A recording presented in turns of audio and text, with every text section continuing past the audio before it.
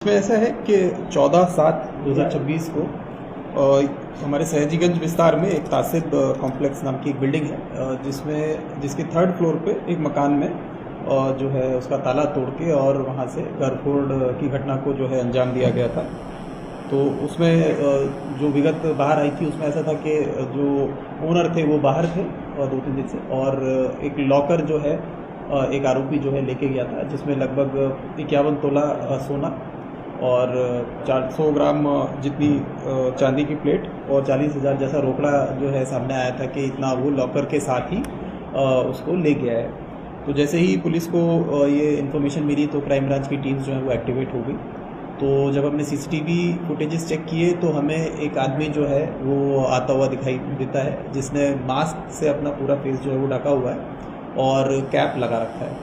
तो हमने जो है सीसीटीवी फुटेज वगैरह वो देखने चालू किए तो वो कहाँ से आया था कहाँ गया, तो उसकी मूवमेंट को ट्रेस करते हुए हमने 300 से ज़्यादा सीसीटीवी फुटेज वो खंगाले, लेकिन वो जहाँ से भी आया जहाँ भी वो रुका हुआ था बाद में चोरी करने के बाद जब वो गया तो हर जगह पर उसने जो है मास्क और कैप जो है वो लगाया हुआ था, जिसकी वजह से हमें वो बहुत डिफ़िकल्ट हो रहा था कि उसको आइडेंटिफाई करना। वो जहाँ जहाँ खाने के लिए भी रुकता था तो वो ऐसी जगह पे जो है रुकता था जहाँ पे होटल में या किसी ढाबे पे जहाँ पे सीसीटीवी फुटेज ना हो।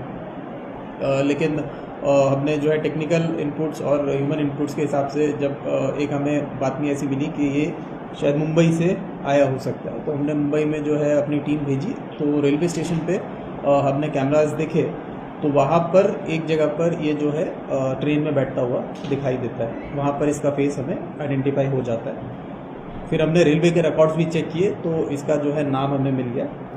इसका जो जब फेस और वो सब बाहर आया तो वो जो हमारी टीम है उसको ये पता चला कि ये पहले भी यहाँ पे वडोदरा शहर में जो है अरेस्ट हो चुका है सेम एमओ के साथ।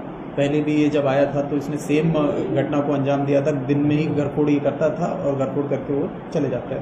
तो ये हमें आइडेंटिफिकेशन मिला। उसके बाद जो है हमारी टीम जो है लगातार जो है इसको ढूंढने के लिए हमने बाहर दूसरे राज्यों में भी भेजी, हम यहाँ गुजरात में भी इसको कर रहे थे। तो लेकिन अभी फाइनली जो है हम इसको पकड़ने में जो है कामयाब रहे हैं। इसके पास से हमें जो है लगभग 30 तोला सोना जैसा भी हमारा रिकवर हुआ है, तो टोटल 34 लाख जैसा हमारा अभी रिकवरी हुई है। कुछ अभी बाकी है जो अभी प्रोसेस हमारा चल रहा है, तो उसमें वो रिकवरी आगे शायद हो जाएगी। अभी एज ऑफ नाउ इसकी 2 दिन की रिमांड भी जो है वो कोर्ट से हमें मिली है। तो इसमें काफ़ी ज़्यादा टेक्निकल एनालिसिस, ह्यूमन एनालिसिस और सीसीटीवी जो है हमने 300 से ज़्यादा सीसीटीवी फुटेजेस जो है वो हमने देखे हैं। इसको बैक ट्रेस करते हुए पहले हम भरूच की तरफ भी गए थे, फिर उसके बाद मुंबई से हमने जो है कैमराज देखे, फिर वो सब करते करते फाइनली ये 15-20 दिन से हम जो है लगातार इसके पीछे थे। अभी ये हमें मिला है। इसका जब हमने रिकॉर्ड फिर देखा तो इसके ऊपर अलग अलग 26 गुना जो है वो रजिस्टर्ड हैं, जिसमें से 4 गुना जो है वो वडोदरा शहर में भी रजिस्टर्ड हैं। और इसका एमओ सेम ही रहता है, ये मास्क लगा के आता है, दिन में जो है घरफोड़ करता है। अभी भी अगर देखें तो ये 10 दिन पहले ही जो है ये मुंबई की जेल से जो है अभी छूटा था, और जैसे ही छूटने के 10 दिन के अंदर ही इसने ये बड़ौदा में सयाजीगंज में जो घटना है उसको अंजाम दिया। ये अकेला है या नहीं, ये जो भी इसने किया है वो सब ये अकेला ही किया है। इसके साथ कोई दूसरा जो है व्यक्ति वो अभी इन्वॉल्व नहीं दिखाई दिया। और कहाँ का रहने वाला है और कितनी उम्र है और बैकग्राउंड क्या है इसका? ये जो है ओरिजिनली यूपी का रहने वाला है, लेकिन एज ऑफ नाउ ये मुंबई में रहता है। और इसके बैकग्राउंड में यही है कि ये पिछले 22 साल से अगर इसके जो गुनाही इतिहास हम देखेंगे तो इसका पहला गुना जो है वो 2004 का है।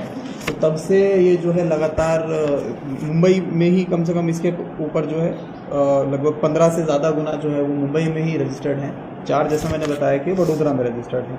तो ये और कोई काम करता नहीं है पिछले 20 साल से, अगर देखें 20-22 साल से, तो यही इसका काम है कि दिन में सेम एमओ के साथ वो जो है घरफोड़ करता है। अभी पकड़ा गया, अभी छूटेगा तो फिर चोरी करेंगे। अभी हम कोशिश करेंगे कि जल्दी से ना छूटे। सर आरोपी का नाम क्या है? आरोपी का नाम है अनिल राजभर। अनिल राजभर। और सर ये जो हाउस होते थे जहाँ पे ये चोरी करता था वो आइडेंटिफाई कैसे करता था कि यहाँ पे सोना होगा या ऐसा कुछ? ये एक्चुअली जब हमने इसका पैटर्न देखा कि जब ये आ रहा था तो ये पहले एक्चुअली एक दूसरी बिल्डिंग में गया था तो वहाँ पे इसको इसके हिसाब से, क्योंकि ये जब इसने ये जिसमें अंजाम दिया ये घटना को, उसमें जब ये गया तो इसने देखा कि ये पहले 7th फ्लोर पे जाता है, लेकिन इसको कोई घर पे ताला लगा हुआ नहीं मिलता। जब ये वापस लौट रहा था तब इसने इस घर को आइडेंटिफाई किया कि इसमें ताला था। इससे पहले जिस बिल्डिंग में गया था वहाँ पे इसको कोई सूटेबल मकान ऐसा नहीं मिला जिसमें इसको जो है ये करना चाहिए। तो ये ऐसा बहुत रेकी के साथ नहीं आता था, ये आया और उसके बाद इसको जो पास में बिल्डिंग्स मिली उसके हिसाब से इसने देखा कि किस में कर सकते हैं। सर वहाँ जाता था तो वहाँ कोई सिक्योरिटी वगैरह कोई रोकता नहीं था, क्योंकि इतना बड़ा सोना अगर किसी घर में होता है तो वो ऑब्वियस कोई बड़ा ही घर होगा। बात आपकी ठीक है, लेकिन आप मतलब बहुत सारी हमारी ऐसी सोसाइटीज़ हैं जहाँ पर security guard, even CCTV cameras भी नहीं है। तो इसके माध्यम से मैं ये भी बताना चाहता हूँ कि जो हमारी जो भी सोसाइटीज़ हैं, जो हमारी RWAs हैं, तो वो जो है अगर हो पाए तो अब सिक्योरिटी गार्ड या फिर जो सिक्योरिटी कैमराज एटलीस्ट जो एग्जिट एंट्री पे जो है जो वो मेंशन मतलब ज़रूरी होना चाहिए। बाकी पुलिस तो अपना काम करती है, बट सिक्योरिटी गार्ड्स होगा तो प्रिवेंशन में जो है अपने को मदद मिलेगा।